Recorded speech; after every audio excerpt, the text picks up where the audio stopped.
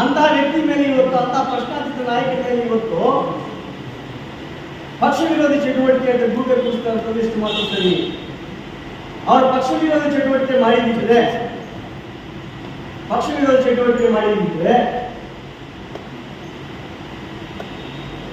ಇವತ್ತು ಸುಮಾರು 70ರಿಂದ 75 ಸೀಟ್ ಅಲ್ಪಸಂಖ್ಯಾತರು ಮತಗಳಿಂದ ಈ ಸರ್ಕಾರ ಬರಲಿಕ್ಕೆ ಸಾಧ್ಯನೇ ಆಗ್ತಾ ಇರಲಿಲ್ಲ. ಆ ತರ ಅಡ್ಜಸ್ಟಬಲ್ ಕ್ಯಾಂಡಿಡೇಟ್ ಆಗಿದ್ರೆ ಇಲ್ಲಿ ಕಾಂಗ್ರೆಸ್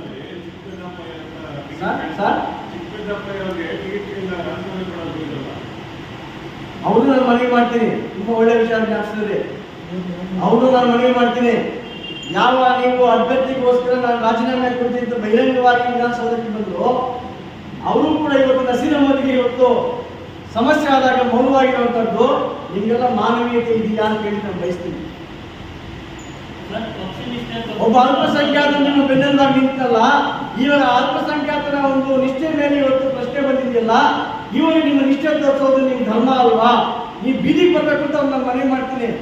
ಸರ್, ಈಗ ನೀವೇ ಹೇಳ್ತಾ ಇದ್ರಿ ಪಕ್ಷಕ್ಕೋಸ್ಕರ ಅದು ನಿಷ್ಠೆಯಿಂದ ದುಡಿದ್ರು ಅಂದ್ರಿ, ಇನ್ನೊಂದು ಸರಿ ಸಮುದಾಯಕ್ಕೆ ಕೂಡ ನಿಷ್ಠೆ ಆಗಿದೆ ಅಂತ ಹೇಳಿದ್ರಿ. ಇವತ್ತು ಪಕ್ಷನೂ ಅಷ್ಟೇ, ಸಮುದಾಯನೂ ಇಬ್ಬರು ಕೂಡ ಯಾರು ಕೂಡ ಬೀದಿಗೆ ಬಂದು ಅವ್ರು ಆಗಿರೋ ಅನ್ಯಾಯ ಬಗ್ಗೆ ಮಾತಾಡ್ತಾ ಇಲ್ವಲ್ಲ.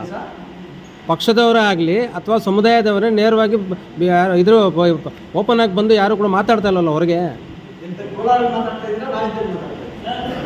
ಇಲ್ಲೇ ಅವರು ಕರ್ಮಭೂಮಿ ಇದೆ ಅಲ್ವಾ.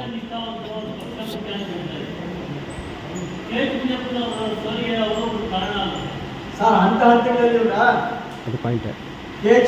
ಬೆಟ್ಟದಲ್ಲಿ ಏನಾಗಿದೆ, ಹುಣಸಮಣ್ಣ ಬೆಟ್ಟದಲ್ಲಿ ಏನಾಗಿದೆ, ಇವೆಲ್ಲ ಕೂಡ ರಿವೀಲ್ ಮಾಡಿಕೊಂಡೆ, ಇವೆಲ್ಲ ಪುನರಾವರ್ತನೆ ಮಾಡಿಕೊಂಡೆ ನಮ್ಮ ಒಳಜಗಳದಿಂದ ಶತ್ರುವಿಗೆ ವಿರೋಧ ಪಕ್ಷಕ್ಕೆ ಲಾಭ ಆಗೋದು ಬೇಡ ಅಂತ ಒಂದು ಪ್ಲಾಟ್ಫಾರ್ಮ್ ಮೇಲೆ ಬಂದು ಆ ಒಂದು ಸಮಾಜವನ್ನು ಒಂದು ಪ್ಲಾಟ್ಫಾರ್ಮ್ ತರಿಸಿ ಆ ಸಂಪೂರ್ಣವಾದಂತಹ ಶಕ್ತಿಯನ್ನ ಕಾಂಗ್ರೆಸ್ ಪಕ್ಷಕ್ಕೆ ದಾರಿ ಹಿಡಿದಿರುವಂಥದ್ದು.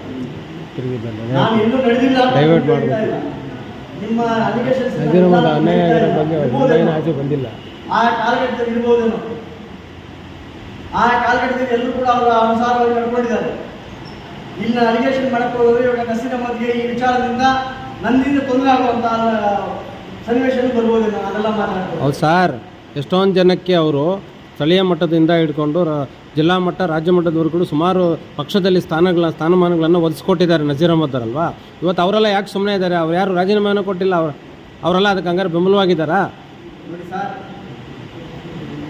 ಅಧಿಕಾರ ಆಸೆ ಕೆಲವರಿಗೆ ಇವತ್ತು ನಸೀರ್ ಅಹಮದ್ ಟರ್ಮಿನೇಟ್ ಆಗಿರೋದು, ಕೆಲವರಿಗೆ ಸಂಕಟನೂ ಇದೆ, ಕೆಲವರಿಗೆ ಹಾಕಿದಷ್ಟು ಇದು ಸಂತೋಷನೂ ಇದೆ. ಯಾರಾದ್ರಿಂದ ಫಲಾನುಭವಿಗಳಾಗಿದ್ದಾರೆ ಅವ್ರಿಗೆ ಹಾಕಿದಷ್ಟು ಸಂತೋಷನೂ ಆಗಿದೆ. ಇನ್ನ ಪಾಪ ಕೆಲವು ಸಮಾಜದಲ್ಲಿ ಸಂಕಟನೂ ಆಗಿದೆ ಸರ್, ಕೆಲವ್ರಿಗೆ ಆಗಿದೆ. ಅದು ಇವಾಗ ನಾನು ಏನು ಕೇಳ್ಬಿಡ್ತೀನಿ, ನೀವು ಯಾರು ಬರ್ತಾ ಇರೋಲ್ಲ ಅಂತ ಹೇಳ್ತಾ ಇದ್ರಲ್ಲ, ಯಾರು ಬರ್ತಾ ಇಲ್ವಲ್ಲ ಅಂತ ಹೇಳ್ತಾರಲ್ಲ, ಕೆಲವರು ದುಃಖ ಪಡೋರು ಇದ್ದಾರೆ, ಕೆಲವು ಸಂತೋಷ ಪಡೋರು ಇರ್ತಾರೆ, ಇಲ್ಲ ಅಂತ ಹೇಳಲ್ಲ, ಅದನ್ನ ಹೇಳ್ತಾರೆ ಸರ್. ಈಗ ಶತ್ರು ನಮ್ಮ ಮಿತ್ರನ ಹಾಗೆ ಪೊಲಿಟಿಕಲ್ ರೈವಲ್ಸ್ ಅಲ್ಲಿ ಕೆಲವು ಸಂತೋಷ ಪಡೋರು ಇರ್ತಾರೆ, ಇಲ್ಲ ಅಂತ ಹೇಳಲ್ಲ. ಆದರೆ ನಿಮ್ಮ ಮುಖಾಂತರ ನಾನು ಕಳಕಳಿಯಾಗಿ ಈ ಒಂದು ಜಿಲ್ಲೆ, 2 ಜಿಲ್ಲೆಯ ಕ್ಷೇತ್ರ ಶಾಸಕರನ್ನ, ನಾಯಕರನ್ನ ನಾನು ಮನವಿ ಮಾಡ್ತೀನಿ, ದಯಮಾಡಿ ನಿಮ್ಮ ಮೌನವನ್ನು ಮುರಿಬೇಕಾಗ್ತದೆ. ಅಲ್ಪಸಂಖ್ಯಾತ ಸಮಾಜ ಈ ಕಾಂಗ್ರೆಸ್ ಪಕ್ಷದ ಎಲ್ಲ ಶಾಸಕರ ಮೇಲೆ, ಲೀಡರ್ ಮೇಲೆ ಇವತ್ತು ಕಾನ್ಸಂಟ್ರೇಷನ್ ಮಾಡ್ತಾ ಇದೆ. ಇವ್ರ ರಿಯಾಕ್ಷನ್ ಹೆಂಗಿರುತ್ತೆ, ಇವತ್ತು ನಮ್ಮ ಸಮಾಜದ ಒಬ್ಬ ನಾಯಕರಿಗೆ ತೊಂದರೆ ಆದಾಗ ಇವರೆಲ್ಲ ಏನ್ ಮಾಡ್ತಾರೆ ಅಂತ ಹೇಳಿ ಇವತ್ತು ಕಾಯ್ತಾ ಇದ್ದಾರೆ. ನಿಮ್ಮ ಮೌನವನ್ನು ಮುರಿಬೇಕು ಅಂತ ನಾನು ಮನವಿ ಮಾಡ್ತೀನಿ. ಅಲ್ಲ ಸರ್, ಸತ್ಯನ ಸತ್ಯ, ಸುಳ್ಳನ್ನ ಸುಳ್ಳು ಅಂತ ಹೇಳಿಕ್ಕೆ ಏನಕ್ಕೆ ಸರ್ ಭಯ ಬೀಳಬೇಕು?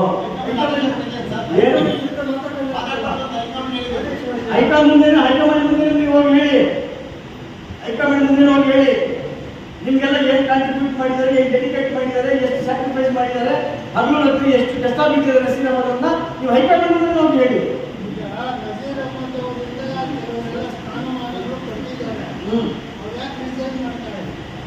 ಅವರು ಅದು ಅವ್ರ ವೈಯಕ್ತಿಕ ವಿಚಾರ, ಅವ್ರ ಬಗ್ಗೆ ಮಾತಾಡಿ ಅದನ್ನೇ ನಾವು ಕೇಳ್ತೀವಿ.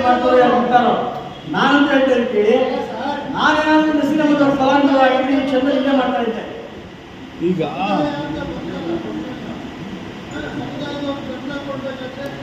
ಬಹುಶಃ ಅವೆಲ್ಲ ಮಾಡ್ತಾರೆ ಅಂತ ನನಗೆ ಅನಿಸಿಕೆ ಇದೆ. ನನ್ನ ನಂಬಿಕೆ ಇದೆ. ಇಲ್ಲ ಸಮುದಾಯ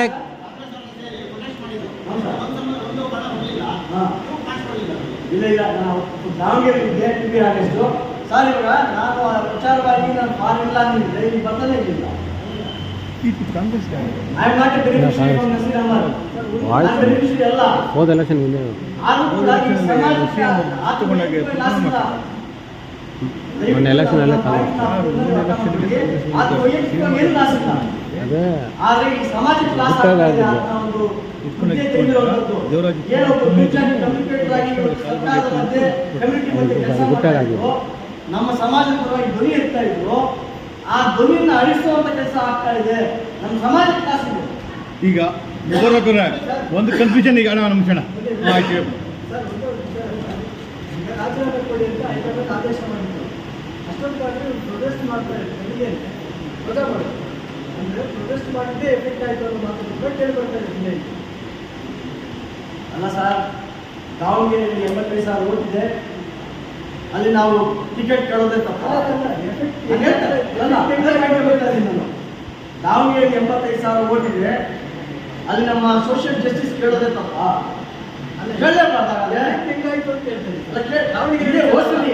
ಇದೇ ಶಾಮೂರ್ ಶಿವಶಂಕರಪ್ಪನ ಬಗ್ಗೆ ಓಟ್ ಎಷ್ಟು ಸರ್ವಸ್ಸಲ್ಲಿ ಇದೇ ಸಮಾಜ, ಇಡೀ ಸಮಾಜ ಅವ್ರಿಗೆ ಎಷ್ಟಾಗಿತ್ತು. ಇದೇ ನಸೀರ್ ಅಹಮದ್ ಹೋಗಿ ಮೀಸ್ ಮಾಡಿದ ಸಮಾಜನ ಕೇವಲ 12% ಮಾತ್ರ ಓಟು ಬೇರೆ ಕಡೆಗೆ ಹೋಗಿದೆ. ಹೊಸಲಿ ದಾವಣಗೆರೆಯಲ್ಲಿ 12% ಸರ್. ಇದೇ ಶಾಮೂರ್ ಅವರಿಗೆ ಕೆಲಸ ಮಾಡಿದೆ. ಇದೇ ನಸೀರ್ ಅಹಮದ್, ಇದೇ ಜಮೀರ್ ಅಹಮದ್, ಇವರೇ ಶಾಮೂರ್ ಅವ್ರಿಗೆ ಕೆಲಸ ಮಾಡಿದ್ದಾರೆ ಸರ್. ಇವರೇ 7 ಸೀಟ್ ಅಂತ ಹೈಕಮಾಂಡ್ ಸರ್. ಇವರೇ ಫಸ್ಟ್ಗೆ 7 ಸೀಟ್ ಕೂಡ ಸರ್ ಇರ್ಬೋದು ಸರ್. ತಪ್ಪ ಸರ್. ಅಲ್ಲ Mubarak minority leader with in the party ಅವ್ರು ಧ್ವನಿ ಕೂಡ ಎತ್ತಬಾರ್ದು, ಕೇಳಬಾರ್ದು ತಪ್ಪ ಸರ್. ಈಗ ಯಾರನ್ನ ಇಲ್ಲ ಸರ್, ಅವರು ನಿನ್ನೆ ಪ್ರೆಸ್ ಮೀಟ್ ಮಾಡಿದ್ರು. ತಾವು ನೋಡಿದ್ರು. ನಾನು ಡೀಪ್ಲಿ ನಾನು ಆ ಬೋರ್ಡ್ ಹಾಕ್ತಿದ್ರೆ ನಾನೇನು ಇರಲಿಲ್ಲ. ಆದರೆ ನಿಮ್ಮ ಮಾಧ್ಯಮದ ಮುಖಾಂತರ ನಾನು ದಾವಣಗೆರೆ ಚುನಾವಣೆ ಜಮೀರ್ ಅಹಮದ್ ಖಾನ್ ಜಮೀರ್ ಅಹಮದ್ ಹೆಸರು ಬರ್ತಾ ಇದ್ದಿದ್ದು. ನೀವು ಯಾರಾದ್ರೂ ಬಲಿ ಆಗುತ್ತೆ ನಜೀರ್ ಅವರು. ಜವಾಬ್ದಾರಿ ನಂದು ಅಂತ ಹೇಳಿದೆ. ಫಸ್ಟ್ ನಾವು ಜಬ್ಬಾರ್ ಅವ್ರಿಗೆ ಕೊಡಿ, ಪರಿಣಿತಿದ್ದಾರೆ, ಅವ್ರಿಗೆ ಸ್ವಲ್ಪ ಏನಿದೆ ಒಳಗೊಟ್ಟು ಅನುಭವ ಇದೆ ಅಂತ ನಾವು ಹೇಳ್ತೀಗ. ಆದರೆ ಕೊನೆಯದಾಗಿ ಜಬ್ಬಾರ್ ಅವರು ಸಿಟ್ಟಿಂಗ್ ಎಮ್ಮೆಲ್ಸ್ ಇದ್ದಾರೆ ಅಂತ ಹೇಳಿ ಕ್ವಶನ್ ಬಂದಿದ್ದಾರೆ ಮೇಲೆ ನೀವು ಯಾಕಾದ್ರೂ ಕೊಡಿ. ಶಿಗ್ಗಾಂವಲ್ಲಿ ನೀವು ಜವಾಬ್ದಾರಿ ಕೊಟ್ರಿ, ಶಿಗ್ಗಾಂವಲ್ಲಿ ನಾವು ಹೆಂಗೆ ಗೆಲ್ಸ್ಕೊಂಡು ಬಂದ್ವಿ, ಅದೇ ರೀತಿ ನಾವು ದಾವಣಗೆರೆ ಕೂಡ ಗೆಲ್ಸ್ಕೊಂಡು ಬರ್ತೀವಿ ಅಂತ ಹೇಳಿ ನಾವು ಹೇಳಿದ್ವಿ ಅಂತ ನಿನ್ನೆ ಮಾಧ್ಯಮದ ಮುಖಾಂತರ ಹೇಳಿ ನಾನು ನೋಡಿದೆ. ಆಮೇಲೆ ನಾನು ಇದನ್ನ ಇವತ್ತು ನಾವು ಕೂತು ನಾವು ಮಾತಾಡ್ತಕ್ಕಂಥದ್ದು ಟು ಬಿ ಹಾನೆಸ್ಟ್, ನಾವು ಯಾವ ಜಮೀರ್ ಅಹಮದ್ ಖಾನ್ ಕಾಂಟ್ಯಾಕ್ಟ್ ಮಾಡಿಲ್ಲ, ಯಾವ ನಸೀರ್ ಅಹಮದ್ ಕಾಂಟ್ಯಾಕ್ಟ್ ಮಾಡಿಲ್ಲ. ಅದನ್ನೇ ನಾನು ಹೇಳ್ತಾ ಇರೋದು, ಈ ಸಮಾಜ ಸಿದ್ದರಾಮಯ್ಯನವರಿಗೆ ನಂಬಿಕೆ ಇಟ್ಟಿದೆ, ಅವ್ರ ಮೇಲೆ ಏನು ವಿಶ್ವಾಸ ಇಟ್ಟಿದೆ, ಆ ವಿಶ್ವಾಸಕ್ಕೆ ಘಾಸಿ ಆಗ್ತಾ ಇದೆ, ಆ ವಿಶ್ವಾಸಕ್ಕೆ ಚ್ಯುತಿ ಬರ್ತಾ ಇದೆ. ಎಚ್ಚೆತ್ತುಕೋಬೇಕಾಗಿದೆ. ಕೇವಲ ಸಿದ್ದರಾಮಯ್ಯ ಅಲ್ಲ, ಇಡೀ ಕಾಂಗ್ರೆಸ್ ಪಕ್ಷ ಎಚ್ಚೆತ್ತುಕೋಬೇಕಾಗಿದೆ. ಸರಿ, ಅವ್ರನ್ನ ಅನ್ಕೊಂಡ್ರು ಹಾಗೆ ಈ ಸಮಾಜಕ್ಕೆ ಬೇರೆ ಆಪ್ಷನ್ ಇಲ್ಲ ಅಂತ ನೀವು ಅನ್ಕೊಂಡಿರ್ಬೋದು. ಆಪ್ಷನ್ ಇದೆ, ಸೆಲೆಕ್ಷನ್ ಇದೆ, ಆಪ್ಷನ್ ಇದೆ, ಸೆಲೆಕ್ಷನ್ ಇದೆ. ಆದರೆ ಈ ಸಮಾಜ ತಗೊಳ್ಳುವಂತಹ ಮುಂದಿನ ನಿರ್ಧಾರಗಳೇನಿದೆ, ಆ ನಿರ್ಧಾರಗಳು ಕಾಂಗ್ರೆಸ್ ಪಕ್ಷಕ್ಕೆ ಲಾಭಕ್ಕಿಂತ ಬಿಜೆಪಿ ಪಕ್ಷಕ್ಕೆ ಲಾಭ ಆಗ್ತದೆ ಅಂತ ಅರ್ಥ ಮಾಡಬೇಕು ಕಾಂಗ್ರೆಸ್ ಪಕ್ಷದವರು. ಹೋದ ಚುನಾವಣೆಯಲ್ಲಿ 52 ಸೀಟು 10,000 ಅಂತರದಲ್ಲಿ ಬಿಜೆಪಿ ಜೆಡಿಎಸ್ ಅವರು ಸೋತಿದ್ದಾರೆ. ಕೋಲಾರ ಜಿಲ್ಲೆಯಲ್ಲಿ 3 ಸೀಟ್ 5,000 ಒಳಗಡೆ ಇವತ್ತು ಬಿಜೆಪಿ ಜೆಡಿಎಸ್ ಅವರು ಸೋತಿದ್ದಾರೆ. ಯಾಕೆ ನೀವು ಮಾತು ಹೇಳ್ತಾ ಇದ್ದೀನಿ ಅಂದ್ರೆ, ಆಪ್ಷನ್ ಇಲ್ಲ ಅನ್ನೋ ಆಲೋಚನೆ ತೆಗೆದುಬಿಡಿ. ಈ ಪಕ್ಷ ನಿಮ್ಮ ಮೇಲೆ ಏನು, ಈ ಒಂದು ಸಮಾಜ ನಿಮ್ಮ ಪಕ್ಷದ ಮೇಲೆ ನಂಬಿಕೆ ಇಟ್ಟರೆ ಆ ನಂಬಿಕೆಗೆ ಜಾಸ್ತಿ ತರಬೇಡಿ.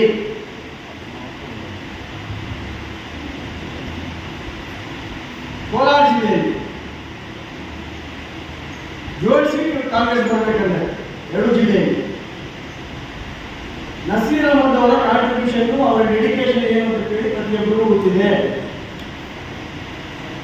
KGF ಅಲ್ಲಿ ನಸೀರ್ ಅಹಮದ್ ಅವರ ಕಾಂಟ್ರಿಬ್ಯೂಷನ್ ಏನು, ಮಾಲೂರಲ್ಲಿ ನಸೀರ್ ಅಹಮದ್ ಅವರ ಕಾಂಟ್ರಿಬ್ಯೂಷನ್ ಏನು, ಬಂಗಾರಪೇಟೆ ಕಾಂಟ್ರಿಬ್ಯೂಷನ್ ಏನು, ನೀವು ಗೆದ್ದಿರುವಂತಹ ಹಂತ ಎಷ್ಟು? ನಾನು ಯಾಕೆ ಈ ಮಾತು ಹೇಳ್ತಾ ಇದ್ದೀನಿ ಅಂದ್ರೆ, ಇವತ್ತು ಈ ಎರಡೂ ಜಿಲ್ಲೆಯ ಕಾಂಗ್ರೆಸ್ ಪಕ್ಷದ ನಾಯಕರು, ಶಾಸಕರು ಮೌನವಾಗಿರೋರು ಮೌನ ಸಮ್ಮತಿ ಲಕ್ಷಣ ಅನ್ನೋ ತರ ಕಾಣಿಸ್ತಾ ಇದೆ.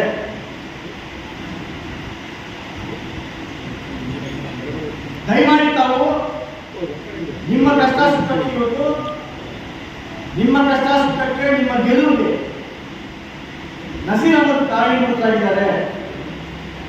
ಈ ನಸೀರ್ ಅಹಮದ್ ಅವ್ರನ್ನ ಇವತ್ತು ಅವ್ರ ಬೆನ್ನೆಲುಬಾಗಿ ನಿಂತಬೇಕಾದ್ರೆ ನಿಮ್ಮ ಧರ್ಮ.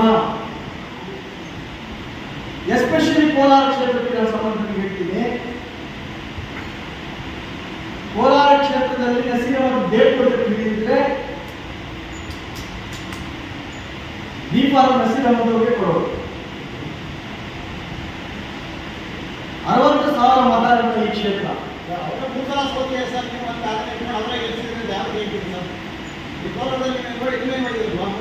ನೋಡಿ ಸರ್, ಪ್ರತಿಯೊಂದು ಚುನಾವಣೆಗೂ ಕೂಡ ಒಂದೊಂದು ಚುನಾವಣೆ ಒಂದೊಂದು ಸ್ಟ್ರಾಟಜಿ ಮೇಲೆ ಒಂದು ಇಶ್ಯೂ ಮೇಲೆ ಬಂದಿದೆ.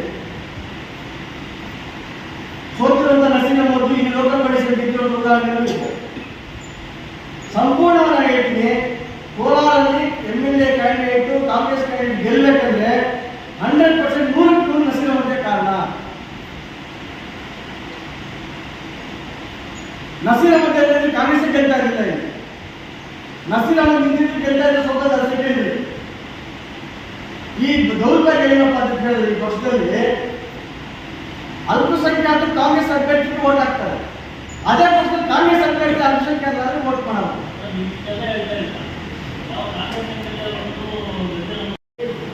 ಕೋಲಾರ ಜಿಲ್ಲೆಯಲ್ಲೆಲ್ಲ ಇಡೀ ಕರ್ನಾಟಕದಲ್ಲಿ ಪ್ರತಿಯೊಬ್ಬ ಅಲ್ಪಸಂಖ್ಯಾತರು ಕೂಡ ಈ ವಿಚಾರವನ್ನು ಚರ್ಚೆ ಮಾಡ್ತಾ ಇದ್ದಾರೆ. ನಾನು ಆವಾಗ ನಿಮ್ಗೆ ಸೂಕ್ಷ್ಮವಾಗಿ ಹೇಳಿದೆ, ಈ ಧರ್ಮಗಳು ಯಾವತ್ತೂ ಕೂಡ ಬೀದಿಗೆ ಬಂದವರಲ್ಲ, ಮಾಧ್ಯಮ ಮುಂದೆ ಬಂದವರಲ್ಲ. ನಾನು 35 ಸರ್ವಿಸ್ ನೋಡೇ ಇಲ್ಲ ಅವರು ಪ್ರೆಸ್ ಮೀಟಲ್ಲಿ ಬಂದಿರೋದು ಅಂತ ಅವ್ರು ಇವತ್ತು ಬಂದಿದ್ದಾರೆ. ಅಂದ್ರೆ ಕೋಲಾರಲ್ಲೂ ಕೂಡ ಇದೆ ಆಲೂರು, ಮುಫ್ತಿಗಳು, ಮೌಲ್ವಿಗಳು ಇವತ್ತು ಇಡೀ ಮೌಲ್ವಿಗೆ ಇವತ್ತು ಡಿಸ್ಕಷನ್ಸ್ ಮಾಡ್ತಾ ಇದ್ದಾರೆ. ಅವ್ರು ಆಲೋಚನೆ ಮಾಡ್ತಾ ಇದ್ದಾರೆ, ಏನು ನಮ್ಮ ನಂಬಿಕೆ ಸಿದ್ದರಾಮಯ್ಯ ಇನ್ನ ಉಳಿಸ್ಕೊಂತಾರೆ, ನಮ್ಮ ವಿಶ್ವಾಸ ಇನ್ನ ಕಾಂಗ್ರೆಸ್ ಪಕ್ಷ ಉಳಿಸ್ಕೊಂತದೆ ಅಂತ. ಜನಸಾಮಾನ್ಯರ ಪ್ರತಿಕ್ರಿಯೆ ಇಲ್ವಲ್ಲ ಸರ್? 3 ದಿನದಿಂದನೂ ಯಾರು ಒಬ್ಬರು ಸುಭಿಚಿಲ್ಲಲ್ಲ, ಮಾತಾಡೋಕ್ಕೆ ಮುಂದೆ ಬರ್ತಾ ಇಲ್ಲ. ಶಿವಾಜಿ ಮಹಾರಾಜರನ್ನ ಮೊಘಲರು ಬಂದು ಶಿವಾಜಿ ಮಹಾರಾಜರನ್ನ, ಸಾಂಬು ಮಹಾರಾಜರನ್ನ ಅಟ್ಯಾಕ್ ಮಾಡ್ಬೇಕಂದ್ರೆ ಯಾವ ಮುಸಲ್ಮಾನರು ಅಲ್ಲ, ಯಾವ ಮೊಘಲರು ಅಲ್ಲ, ಅವ್ರು ಹಿಡ್ಕೊಟ್ಟಿದ್ದು ಕೂಡ ಅವ್ರ ಸೈನ್ಯ ಅವ್ರ ದಾಯದಿಗಿದೆ. ಟಿಪ್ಪು ಸುಲ್ತಾನ್ ಕೋಟೆ ಒಳಗೆ ಮುಗಿಸಿದ್ದು ಕೂಡ ಅವರ ಮೀಸಾದಿಕ್ಕಿದೆ. ಕತ್ತೆಗೆ ಕುದುರೆಗೆ ಒಂದೇನಾ? ಸಮಾಜದ ಪರವಾಗಿ ಕೆಲಸ ಮಾಡ್ತಿರೋಂಥದ್ದು ನಸೀರ್ ಅಹಮದ್ ಅವರು, ಜಮೀರ್ ಅಹಮದ್ ಖಾನ್ ಅವರು. ಕುದುರೆಗಳಾಗಿ ದಿನನಿತ್ಯ ಬೆಳಗ್ಗೆಯಿಂದ ಸಾಯಂಕಾಲದವರೆಗೂ ಆ ಸಮಾಜದ ಕಷ್ಟ ಸುಖನ ಆಲಿಸಿ ಸರ್ಕಾರಕ್ಕೆ, ಈ ಸಮಾಜಕ್ಕೆ ಒಂದು ಬ್ರಿಡ್ಜ್ ಆಗಿ ಕೆಲಸ ಮಾಡ್ತಾ ಇದ್ದಾರೆ. ಅವ್ರ ಧ್ವನಿ ನಡೆಸ್ಬಿಟ್ಟು ಇವಾಗ ಆ ಜಾಗ ಕತ್ತೆಗಳು ತರಬೇಕು ಅಂತ ಪ್ರಯತ್ನ ಪಡ್ತಾ ಇದ್ದಾರೆ. ಆ ಕತ್ತೆಗಳಿಂದ ಈ ಸಮಾಜಕ್ಕೆ ಪ್ರಯೋಜನ ಇಲ್ಲ.